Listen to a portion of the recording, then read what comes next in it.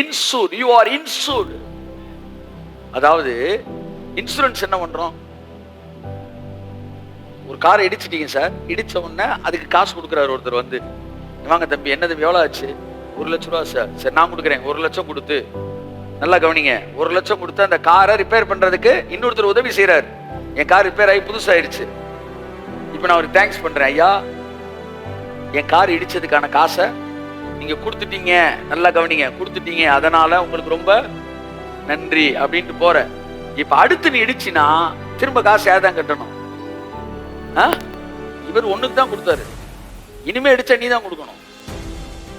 திரும்பவும் நீ இவர்கிட்ட தான் வர. இவர் பாக்குறாரு, அடுத்த தடவை இடிச்சா யார்கிட்ட வருவ? திரும்ப என்கிட்ட தான் வரப்போற. எப்படினாலும் என்கிட்ட தானே வரப்போற. கூட்டு போய் என் காரை இன்சூரன்ஸ் பண்ணிருக்கன்றாரு. நான் 5 லட்சம் ரூபா கொடுக்குறேன், இவன் காரை இன்சூரன்ஸ் பண்ணிருங்க, எத்தனை தடவை இடிச்சாலும் ஃப்ரீயாவே உனக்கு பண்ணி கொடுத்துருக்கன்றாரு. சிலுவையில இயேசு உனக்கு மன்னிப்பை கொடுக்கல, இன்சூரன்ஸ் பண்ணாரு.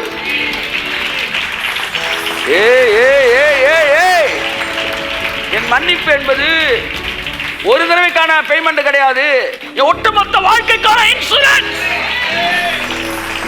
ஒட்டுமொத்த வாழ்க்கைக்கான இன்சூரன்ஸ் சிலுவையில இயேசு செய்து முடித்தார்.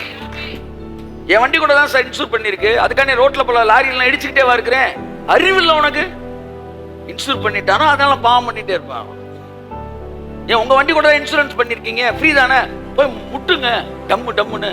அந்த அறிவு இருக்குல்ல, இன்சூரன்ஸ் பண்ணாலும் என் வண்டியை முட்ட மாட்டேன்ற அறிவு இருக்குல்ல. அப்படித்தான் இயேசு என் பாவத்தை ஒட்டுமொத்தமா மன்னிச்சிருந்தாலும் பாவம் செய்யக்கூடாது என்கிற அறிவு எங்களுக்கு இருக்கிறது. அந்த அறிவு எங்களுக்கு இருக்கிறது. அந்த அறிவு உனக்கு இருந்தால் நல்லது என்று சொல்லுகிறேன். கையெழுத்து ஆமென்.